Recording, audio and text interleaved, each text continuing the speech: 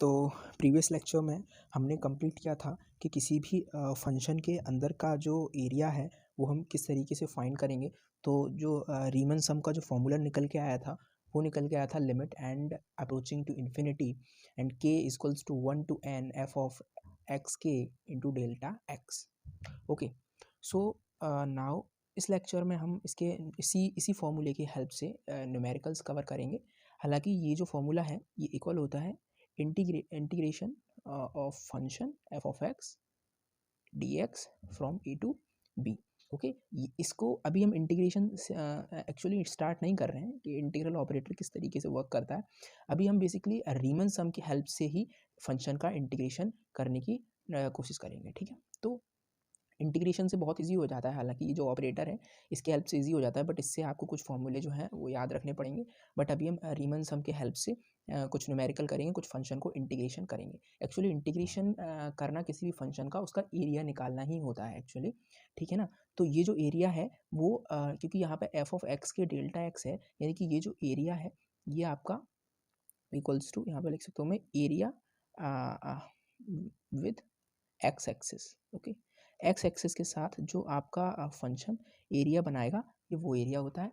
ठीक है, बट अगर मैं यहाँ पर limit n tendings to infinity summation k equals to 1 to n, अगर मैं यहाँ पे एफ ऑफ एक्स की जगह एफ ऑफ वाई के कर दूँ, यहाँ पर डेल्टा वाई कर दूँ, तो जो ये एरिया होगा अब की बार जो फंक्शन होगा ये एरिया बना रहा होगा विथ वाई एक्सिस। ओके, सो ये आपके ऊपर डिपेंड करता है कि आप किसी भी पर्टिकुलर ग्राफ से एक्स एक्सिस के अंडर का एरिया चाहते हैं या फिर वाई एक्सिस के अंडर का एरिया चाहते हैं, जो कि ये हो जाएगा। ठीक है ना, फिर ये एरिया हो जाएगा। ओके, सो न्यूमेरिकल करने से पहले एक जो चीज़ सबसे इम्पोर्टेंट है वो मैं आपको बता देता हूँ। Okay, approximation of the extreme and points and the mid points, जो कि न्यूमेरिकल्स के लिए बहुत ज़रूरी है। जैसे कि हमने पिछले लेक्चर में देखा था कि अगर हमें कोई फंक्शन दे रखा हो तो उसके अंदर एरिया हम ऐसे बहुत सारे इनफाइनाइट रेक्टेंगल्स कट करके उन रेक्टेंगल्स का जो एरिया है उनको हम ऐड कर देते हैं समेशन की हेल्प से, तो हमें इस कर्व के अंदर का एरिया मिल जाता है। ओके, सो मैंने ये भी कहा था कि इसके जो ये डिस्कार्टेड एरिया है, जो ये बचा हुआ एरिया है, ये एरिया बहुत छोटा होता है, इसलिए हम इसको कंसिडर भी नहीं करते हैं और ये समेशन में छूट भी जाता है। ओके, हम इसको ऐड नहीं कर पाते। बट एक्चुअली जब आप न्यूमेरिकल करेंगे तो आपका न्यूमेरिकल में आंसर एकदम इस इंटीग्रेशन की जैसे हम सॉल्व करेंगे ना, इस इंटीग्रेशन को फॉर्मूला यूज़ करके, इसका जो आंसर आएगा और जो इसका आंसर आएगा वो सेम नहीं आएगा। वो क्यों? क्योंकि इसी एरिया की वजह से, क्योंकि ये इनफाइनाइट पार्ट्स में कट हो रहा है। जब ये जो अपने रेक्टेंगल्स हैं ये इनफाइनाइट हैं, तो इसकी वजह से ये छोटे छोटे एरियाज़ भी बहुत ज़्यादा होंगे, इनफाइनाइट टाइम्स होंगे ये भी, और जिसकी वजह से ये ऐड होकर मतलब एक सिग्निफिकेंट वैल्यू आ जाएगी इनकी। ठीक है, तो हमें इनको कवर अप करने के लिए पिछले लेक्चर में हालांकि मैंने ये कहा था कि ये मतलब इनसे कोई भी मतलब प्रॉब्लम नहीं है हमें, क्योंकि ये बहुत छोटे होते हैं। बट अब क्योंकि इस लेक्चर में मैं ये बता रहा हूँ क्योंकि मैं इन्हीं को सही करने वाला हूँ। ठीक है ना, ये जो हमारे छोटे छोटे एरिया हैं ये ऐड होकर एक सिग्निफिकेंट वैल्यू बना लेंगे। ओके, तो उस वैल्यू को हमें क्या करना है, हमें छोटा करना है। तो उसके लिए यहाँ पर एक कंसेप्ट इंट्रोड्यूस होता है। ठीक है, तो वो सबसे पहले हम देखते हैं। जैसा कि मान लीजिए हमारे पास यहाँ पर, मान लीजिए हम एक मिनट, मान लीजिए ये हमारे पास एक ग्राफ है। ठीक है, और यहाँ पे कोई एक फंक्शन है, तो सपोज दैट कि वो फंक्शन ये है। ठीक है, ये हमारे पास वो एक फंक्शन हो गया। अब आप इसके अंदर का एरिया फाइंड करना है, तो आप क्या करेंगे, सबसे पहले आप इसके अंदर रेक्टेंगल्स को कट करेंगे। तो वो रेक्टेंगल्स बना लेते हैं हम पहले। ठीक है,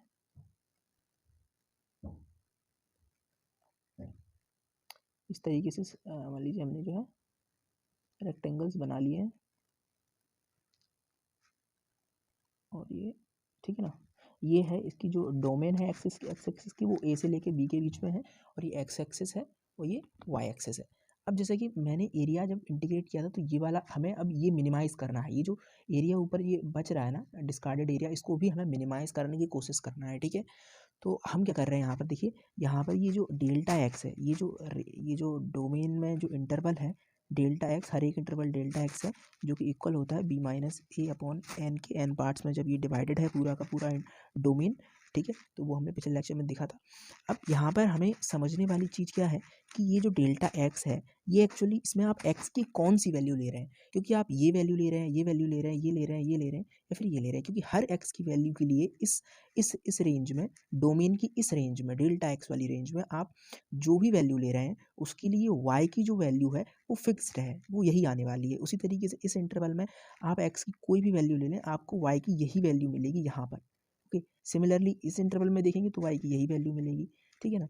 तो आप इसमें से एक्स की कौन सी वैल्यू लेंगे, ऐसा नहीं है कि आप कोई भी वैल्यू ले लें। मतलब पिछले जो हमने लेक्चर किया था और उसमें हमने जो एक न्यूमेरिकल किया था, उसमें एक्चुअली हमने जो एक्स की वैल्यू ली थी वो हमने ये वाली एक्स की वैल्यू ली थी।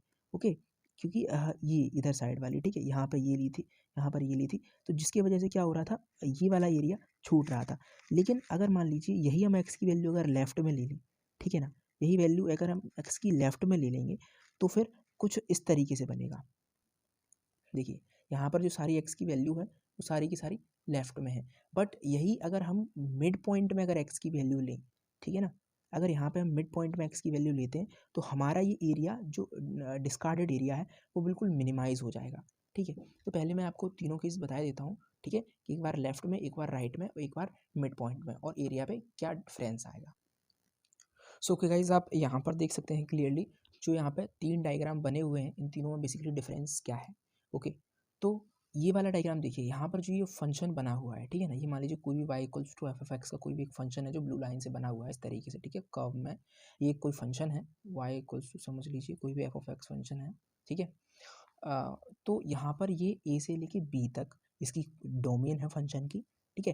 तो अब इस फंक्शन को हमने क्या क्या करना है, हमें इसको इसके अंडर का एरिया जो हमें इंटीग्रेट करना है। तो यहाँ पर हमने जो रेक्टेंगल्स इसके लिए हैं वो रेक्टेंगल कुछ इस तरीके से लिए हैं कि इनका जो लेफ्ट पॉइंट है, मतलब इसमें हर बार हर रेक्टेंगल में हमने इधर लेफ्ट वाली एक्स की वैल्यू ली है। ओके, तो इन सारी एक्स की वैल्यू को जब हम लेते हैं तो ये जो एरिया है जो हमारा निकलेगा, वो एरिया हमारा इसके अंदर जितना होना चाहिए, इस कर्व के अंदर जितना एरिया होना चाहिए उससे ज़्यादा एरिया निकल जाएगा। क्यों? क्योंकि ये जो रेक्टेंगल्स हैं इनका साइज़ जो है वो बड़ा हो गया है, क्योंकि हमने रेक्टेंगल्स का जो है लेफ्ट पॉइंट वाला जो है डोमेन में पार्ट लिया है। मतलब कि यहाँ पर जो एक्स नॉट होगा वो ये वाला होगा, ठीक है ना, यहाँ पर जो एक्स वन होगा वो ये वाला होगा, यहाँ पर एक्स टू होगा वो ये वाला होगा, एक्स थ्री होगा वो ये वाला होगा, एक्स फोर होगा ये वाला होगा। ऐसे इस ये जो है लेफ्ट वाला पार्ट लिया है हर एक रेक्टेंगल का, तो जिसकी वजह से जो एरिया है वो एक्स्ट्रा हो जाएगा। तो ये वाला मेथड तो बिल्कुल भी अप्रोप्रिएट नहीं है, ठीक है। हमें एरिया अंडर द कर्व निकालने के लिए रीमन्स सम से, ठीक है। फिर इसके बाद आता है ये, इसमें क्या किया है, इसमें हर एक जो रेक्टेंगल है उसका हमने राइट वाला जो है पार्ट पार्ट लिया है, यानी ये लिया है, यहाँ पर इसको x1 लिया है, इसको x2 लिया है, इसको x3 लिया है, ठीक है। इसको बोलते हैं राइट एंड पॉइंट अप्रोक्सीमेशन, इसको बोलते हैं लेफ्ट एंड पॉइंट अप्रोक्सीमेशन। तो right point and point approximation से ही हमने पिछले लेक्चर में जो है सम किया था, तो उसमें जो है ये एरिया बच रहा था, ठीक है ना, ये area right and point approximation में ये एरिया जो है लेफ्ट एरिया है, ये एरिया बच रहा है, ठीक है ना।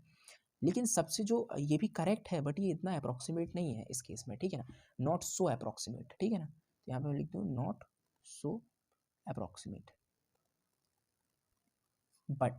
बट ये जो हमारा केस है, ये वाला जो हमारा केस है, इसमें हमने क्या किया है, इसमें हमने रेक्टेंगल्स की जो है मिडिल वैल्यू ली है। जैसे कि यहाँ पर जो एक्स की वैल्यू है वो ना ही लेफ्ट एक्सट्रीम पॉइंट पे है ना ही राइट एक्सट्रीम पॉइंट पे है, this is in the middle. So this is in the middle, x zero, फिर एक्स वन, एक्स टू, इस तरीके से हमने जो है वैल्यू यहाँ पर ली है, ठीक है ना। तो इसको बोलते हैं द मिड पॉइंट अप्रोक्सीमेशन। तो ये जो मिड पॉइंट अप्रोक्सीमेशन है ये इन दोनों ही अप्रोक्सीमेशन से बहुत बेटर है। ये left and point approximation and right and point approximation, दोनों ही अप्रोक्सीमेशन से काफ़ी बेटर है। ओके, अच्छा, तो अब हम देखते हैं जैसे कि यहाँ पर x not equals to a से स्टार्ट हुआ है, ठीक है, और बी तक गया है, ए से लेके बी तक, x not equals to a से x n equal to b तक, ये जो हमारी है डोमेन है। अब इस डोमेन को इन तीनों केसेस के बेसिस पे हम लिख के देखते हैं, ठीक है ना। तो अगर आप ये वाला पॉइंट ले रहे हैं, यहाँ से स्टार्ट कर रहे हैं, मतलब कि लेफ्ट एंड पॉइंट अप्रोक्सीमेशन ले रहे हैं, तो उसके हिसाब से आपका एक्स की क्या होगा, ठीक है। अगर राइट एंड पॉइंट अप्रोक्सीमेशन ले रहे हैं तो उसके हिसाब से आपका एक्स के क्या होगा, अगर आप मिड पॉइंट अप्रोक्सीमेशन ले रहे हैं तो इसके हिसाब से आपका एक्स के क्या होगा। एक्चुअली हमने जो फिर से बता रहा हूँ, एक कल जो हमने किया था वो हमने इससे किया था राइट एंड पॉइंट अप्रोक्सीमेशन से, लेकिन हम ऑलवेज यूज़ करेंगे आपसे कौन सा, मिड पॉइंट अप्रोक्सीमेशन, बिकॉज ये इन दोनों से ही बेटर है, लेफ्ट एंड पॉइंट से और राइट एंड पॉइंट अप्रोक्सीमेशन से। मिडिल वाला is much much better than, ठीक है। सो हम ये वाला लिख लेते हैं, एक्स की वैल्यू क्या होगी तीनों केसेस में। तो लेफ्ट वाले के लिए देखते हैं, तो लेफ्ट हैंड पॉइंट के लिए जो एक्स के होगा वो आप यहाँ से समझ सकते हैं कि अगर मैं एक्स नॉट की वैल्यू लूँगा तो मेरा इस रेक्टेंगल का एरिया आ जाएगा, एक्स वन की लूँगा तो इस रेक्टेंगल का एरिया आ जाएगा, एक्स टू वैल्यू लूँगा तो इसका आ जाएगा, यानी लास्ट वाले जो रेक्टेंगल होगा, लास्ट वाला रेक्टेंगल, उसकी ये वाली जब मैं वैल्यू लूँगा तो मेरा इसका भी एरिया निकल जाएगा, ठीक है। हालांकि ये अप्रोक्सीमेशन सही नहीं है बिल्कुल भी, ठीक है, क्योंकि इसमें जो है एक्स्ट्रा ही एरिया ऐड कर लेता है, ये अपने आप फंक्शन को जितना चाहिए उससे एक्स्ट्रा ऐड कर लेता है, तो ये बिल्कुल सही नहीं है, ठीक है। और इस केस में जो है यहाँ पर एक्चुअली ये रिमेनिंग एरिया रह जाता है, तो इसको कम करने के लिए हमने मिड पॉइंट लिया है, तो मिड पॉइंट वाला काफ़ी बेटर है, ठीक है, मिड पॉइंट अप्रोक्सीमेशन। तो ये बात तो आप समझ ही गए होंगे। अब इसके बाद यहाँ पे मेन चीज़ ये है, ये देखने कि लेफ्ट पॉइंट तो हम हर एक में इसमें लेफ्ट ले रहे हैं, तो जब हम ये वाला पॉइंट लेते हैं तो हमें इसका एरिया मिल जाता है, तो हमें इसलिए ये वाला लेने की जरूरत ही नहीं है, ठीक है। ये वाला हम क्यों लेंगे, तो ये वाला याद रखना, लेफ्ट पॉइंट अप्रोक्सीमेशन में ये पॉइंट लेने से इसका एरिया आ जाता है, ठीक है ना। तो ये वाला जो है एक्स केथ होगा, एक्स के माइनस वन होगा, क्योंकि ये एक्स के है तो एक्स के माइनस वन होगा। तो हम एक्चुअली जो एक्स के लिखेंगे वो एक्चुअली लिखेंगे के माइनस वन वाला, यानी कि हम लिखेंगे ये वाला, क्योंकि जब हम एक्चुअली हमारे लिए जो है ना ये लास्ट पॉइंट है, इसलिए हम इसको एक्स केथ लिख रहे हैं, लेकिन जो एक्चुअली ये लास्ट पॉइंट है इससे इसका एरिया आ जा रहा है, ठीक है ना, इसका एरिया आ जा रहा है, इसलिए हमारे लिए ये लास्ट पॉइंट है। बट ये जो इक्वल होगा वो जस्ट इसके इक्वल होगा, क्योंकि ये पहले वाला पॉइंट है ना। तो इसको लिखेंगे ए plus k minus one delta x. तो ये होगा लेफ्ट पॉइंट अप्रोक्सीमेशन के लिए एक्स के की ये वैल्यू लिया करेंगे। राइट पॉइंट अप्रोक्सीमेशन के लिए देखिए, आप ये वाला पॉइंट लेते हो तब इसका एरिया आ जाता है, ये वाला पॉइंट लेते हो तब इसका एरिया आ जाता है, ठीक है, ये वाला पॉइंट लेते हो तब इसका एरिया आ जाता है। तो यानी कि आप जब ये वाला पॉइंट लेंगे तब आपका एक्स का कहीं जाके एरिया निकलेगा, यानी आप जो होता है वही लेंगे, मतलब कि एक्चुअली यहाँ पर जो एक्स के होगा वो होगा आपका जस्ट यही ए प्लस एन डेल्टा एक्स, यही वाला वो पॉइंट है, ठीक है। तो एक्स की वैल्यू यहाँ पर हो जाएगी कितनी, ए प्लस के डेल्टा एक्स, ओके। अब आपको मैं जो है मिडिल पॉइंट आपको चाहिए, तो मिडिल पॉइंट के लिए आपको क्या करना पड़ेगा वो समझिए। ये जो पहले एक पहले वाला पॉइंट है और एक बाद वाला पॉइंट है, अगर मैं इन दोनों पॉइंट का मिडिल निकालना है तो मैं कैसे निकालूंगा, तो मैं क्या करूँगा बताओ, मैं एक्स एन माइनस वन वाला पॉइंट लूँगा, ठीक है, ये वाला, इसमें ऐड करूँगा कौन सा, एक्स एन करूँगा ऐड, ठीक है, और इन दोनों को ऐड करने के बाद क्या कर दूंगा मैं, हाफ कर दूंगा। एक्चुअली ये सॉरी यहाँ पे क्योंकि मैं के लिख रहा हूँ तो मुझे यहाँ पर के लिख लेना चाहिए, एक्स के माइनस वन और एक्स के टर्म में, ठीक है ना। तो वो कुछ इस तरीके की बात है ना, कि जैसे कि मान लीजिए हमारे पास ये यहाँ पे ऑरिजिन है 0 है, ठीक है, और यहाँ से यहाँ तक की मान लीजिए डिस्टेंस 3 है, और यहाँ से यहाँ तक की मान लीजिए डिस्टेंस जो है 5 है, मुझे इन दोनों के बीच का पॉइंट निकालना है, तो किस तरीके से निकालूंगा, यहाँ पे 5 + 3 और डिवाइड बाई 2, तो इसके बीच का जो पॉइंट आ जाएगा वो आ जाएगा 5 + 3 डिवाइड बाई 2, यानी कि कितना हो गया 4, ठीक है, ये हो गया 4। तो इनके बीच का जो पॉइंट है वो है 4। तो उसी तरीके से हमने ये निकाला है। तो एक्चुअली ये क्या होता है, ये हम लिख देते हैं हाफ ऑफ एक्स के माइनस वन, एक्स ऑफ के माइनस वन, तो उसकी वैल्यू पुट कर देंगे, वो हो जाएगी ए plus k minus one delta x, और प्लस एक्स के की वैल्यू कितनी हो जाएगी, ए प्लस के डेल्टा एक्स, ओके। तो जो है हमारा मिड पॉइंट निकल के आएगा half in the bracket a plus a, that is 2a, okay, and k delta x and k delta x हो जाएगा 2 k delta x, okay, and this is minus का delta x, now multiply inside by 2, तो अंदर multiply करेंगे तो हमें मिलेगा a plus k minus 1/2 into delta x, ठीक है। ये याद रखना, ये बहुत ही ज़्यादा इंपॉर्टेंट पॉइंट है हमारा कि मिड पॉइंट अप्रोक्सीमेशन क्या होता है और वो क्यों लेते हैं हम, ठीक है। ये उम्मीद करता हूँ कि आप लोगों को अच्छे से समझ में आ गया होगा ये, ठीक है। तो मिड पॉइंट अप्रोक्सीमेशन एक्चुअली ये होता है a plus k minus 1/2 delta x. अगर इसको लेकर आप रीमन सम से इंटीग्रेट करेंगे then you will get the better and the most accurate answer ever. Okay, so यहाँ पर मैं फिर से लिख देता हूँ, जो एक्स के होगा वो a प्लस के माइनस 1/2 और delta x. Okay, so this is the middle point approximation. और चलिए हम इसी मिडिल पॉइंट अप्रोक्सीमेशन से हम कुछ क्वेश्चन करते हैं। अब जो हमने जब पिछले लेक्चर में क्वेश्चन किया था वो हमने किसी किया था राइट पॉइंट अप्रोक्सीमेशन से किया था, बट उसका आंसर इनकेस सही आ गया था। बट उसको आप मिडिल पॉइंट से करके देखिएगा तब भी आपका सेम आंसर आएगा। बल्कि मैं तो ये कहता हूँ कि आपको सारे क्वेश्चन जो है वो मिडिल से करने चाहिए, क्योंकि आपको जो मिडिल वाले मतलब जो क्वेश्चन इससे ही होंगे एक्चुअली इससे ही उनका आंसर सही आएगा, तो वो उनका आंसर इससे गलत आ सकता है। ठीक है ना, ऐसे कुछ कुछ कई सारे क्वेश्चन होंगे जिनका आंसर इस राइट वाले से गलत आ जाएगा। ठीक है, लेकिन इससे सही आएगा। ठीक है ना, तो सारे के सारे जो मोस्टली क्वेश्चन है वो उसमें आप मिडिल पॉइंट अप्रोक्सीमेशन लगाइए। आप एक्स के को ये ना रखते हुए ये वाला ये चीज़ रखिए। ठीक है, पिछले में हमने ये रखा था ना एक्स की, लेकिन आपको अब आपसे क्या पुट करना है, ये वाला पुट करना है। ठीक है, so let us do the illustration. Okay guys, so ये है हमारा क्वेश्चन। ये क्वेश्चन कई सारे तरीकों से पूछा जा सकता है। पहले बोल सकते हैं कि find the area under the function f of x is equals to 9 minus x square between 0 to 3 of interval. Okay, दूसरा तरीका है, आपसे इस तरीके से लिख के पूछ सकते हैं कि बताइए इसका इंटीग्रेशन कैसे करेंगे। वैसे ये बता दूं तो ये इंटीग्रेशन मेथड से ना बहुत ही आसानी से हो जाएगा। मतलब जैसे ये लिखा हुआ है ना, बहुत इजीली हो जाएगा। बट आपको जो है अभी रीमन सम से ही करना है। ठीक है, और दूसरे तीसरे तरीके से पूछा जा सकता है कि फाइंड द एरिया बाय रीमन सम और इंटीग्रेट बाय रीमन सम। Okay, integrate bye रीमन some formula, इस तरीके से आपसे ये क्वेश्चन पूछा जा सकता है। तो चलिए इसको सॉल्व करते हैं। तो क्वेश्चन हमें दे रखा है कि एफ ऑफ एक्स हमें दे रखा है 9 माइनस एक्स स्क्वायर। अच्छा, हमें क्योंकि अब इस बार मिड पॉइंट अप्रोक्सीमेशन लेना है, ठीक है ना, तो हमें ऑलरेडी पता है कि हमें एक्स के क्या लेना है। ठीक है, तो हमने एक्स के क्या निकाला था, ए प्लस के माइनस 1/2 के माइनस 1/2 और डेल्टा एक्स, ये हमने। ठीक है, और दो ही चीज़ों की सबसे इंपॉर्टेंट जरूरत होती है रीमन सम में, एक एक्स के की होती है, ठीक है, और एक डेल्टा एक्स की होती है। तो डेल्टा एक्स होता है b minus c upon n, that is very easy. So we will apply 3 minus 0 divided by n. Okay, so ये हो जाएगा कितना, 3/n। क्लियर ना। अब हम सीधा क्या करते हैं, एफ ऑफ एक्स के निकाल लेते हैं, जिसकी हमें बहुत ज़्यादा ज़रूरत होती है फॉर्मूले के लिए। तो एफ ऑफ एक्स के निकाल लेते हैं। अच्छा, हमने पहले भी ये क्वेश्चन किया था, तो आपको उम्मीद करता हूँ कि ज़्यादा कन्फ्यूजन नहीं हो रही होगी कि हम ये क्यों निकाल लें, क्योंकि उसमें भी हमें एफ ऑफ एक्स के फॉर्मूले में और डेल्टा एक्स की बहुत ज़्यादा ज़रूरत होती है। क्योंकि फॉर्मूला एक्चुअली क्या होता है, एक्चुअली मैं लिख ही देता हूँ पहले, limit n tendings to infinity summation k equals to 1 to n. Okay, and here the f of x k delta x. Okay, so this is the formula of the Riemann sum or area under the function, any function। f of x के निकाल लेते हैं, तो 9 minus x square है, तो 9 minus x के का square लिखेंगे, क्योंकि अब मैंने x की जगह क्या रख दिया है, यहाँ पे देख सकते हो f of x है ना ये, तो x की जगह मैंने x के रख दिया है, तो 9 माइनस एक्स के का स्क्वायर।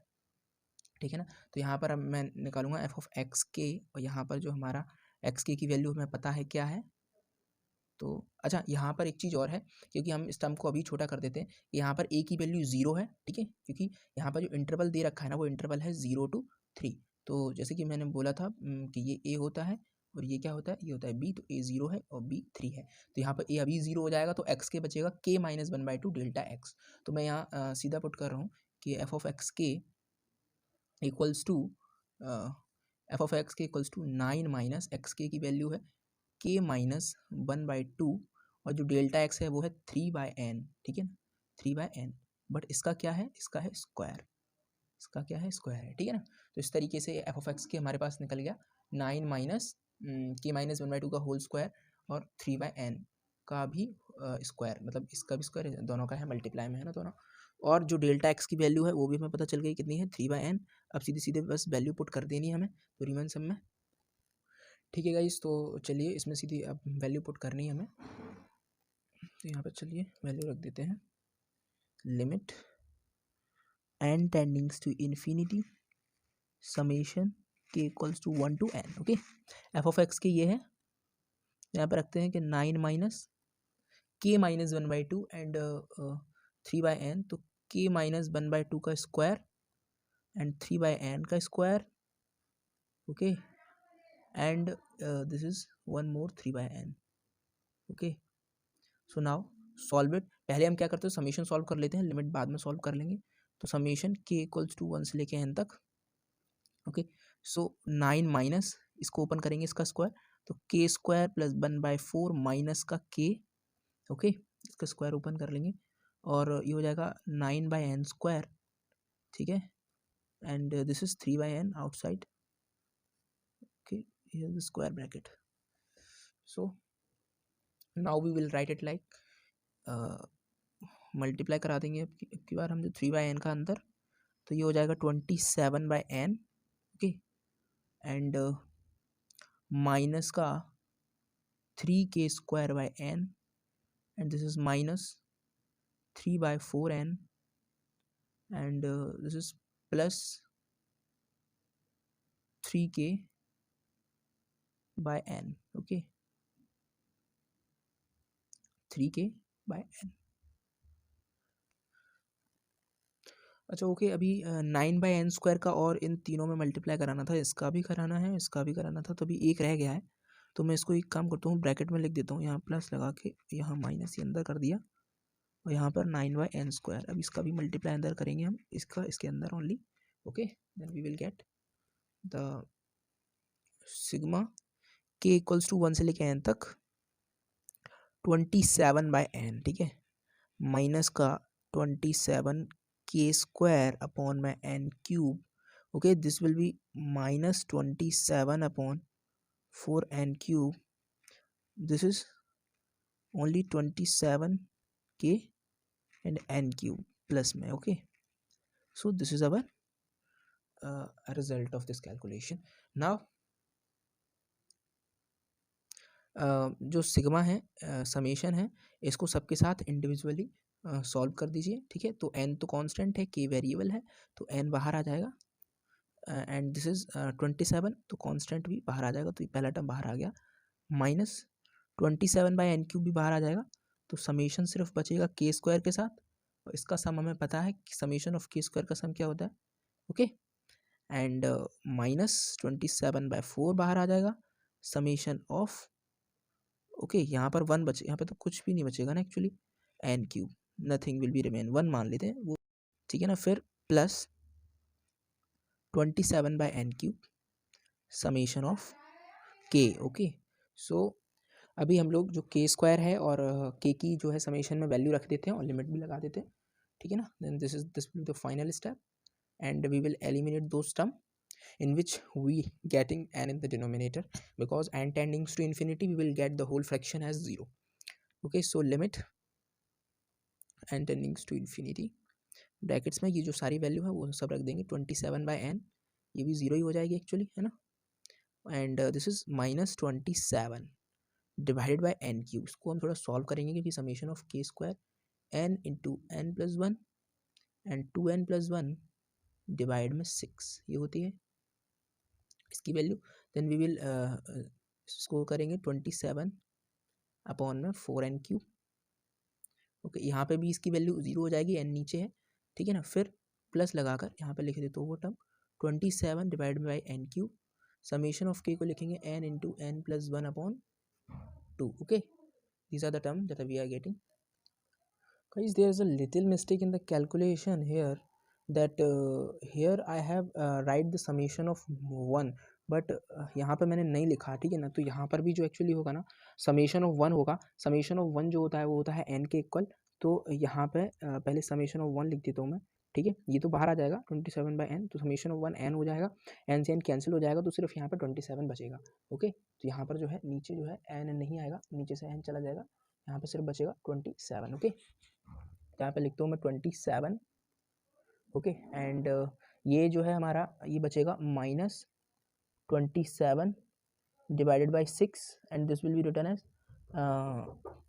एंड यहाँ पर जो n क्यूब है, इस एक एक n को सबके नीचे सेपरेट कर देते, तो एक n से ये n कैंसिल हो गया, and n plus 1 upon n, तो इसको लिख सकते हैं 1 plus 1 by n, and 2n plus 1 के भी नीचे एक n आएगा, तो उसको लिख सकते हैं हम 2 प्लस 1 बाई n। ओके, सो इसको इस तरीके से लिख देंगे, ये भी हमारा 0 हो जाएगा। ठीक है ना, तो यहाँ पे लिख देता हूँ, this is tendings to 0 after putting the limit n equals to infinity. Okay, and here here also we will write it like that कि 27/2 एंड ए कैन कैंसिल हो गया, एन स्क्वायर बचा नीचे, तो यहाँ पर बचेगा 1/n प्लस 1/n स्क्वायर। तो ये भी एन की वैल्यू रखोगे ना तो ये पूरा भी जो है ज़ीरो हो जाएगा, ये भी ज़ीरो हो जाएगा, तो सिर्फ अपने पास इतना इतना बचेगा। तो इसको ज़रा लिख लेते हैं हम, लिमिट एंड अच्छा सॉरी, लिमिट हम वैल्यू ऊपर ही पुट कर देते हैं, ठीक है ना, तो यहाँ पे लिमिट लिखने की जरूरी नहीं है। फिर हम सीधा लिखेंगे 27, okay, minus 27 divided by 6, okay. And ये आप देख सकते हैं एन की वैल्यू पुट कर दी मैंने इन्फिनिटी, तो यहाँ पे सिर्फ 1 बचेगा, यहाँ पे 2 बचेगा, 2 बन जाए 2 बचेगा, ओके। सो यहाँ here we will write 2, okay. And बाकी सब जीरो हो गया तो हमारे पास सिर्फ यही बचा, तो हम यहाँ पर लिखेंगे 27 माइनस 2 3 या 6 और 3 9 27 माइनस का 9, वी विल गेट द 18, ठीक है। उसका जो आंसर है वो है 18। और इसी इसी वाले जो फंक्शन को ना हम इंटीग्रेशन वाले तरीके से भी करेंगे और आंसर 18 लेके आएंगे, ठीक है ना। सो this is all about this calculation, and guys this is your homework, okay। so before attending the next lecture just do all these 3 questions, ठीक है। and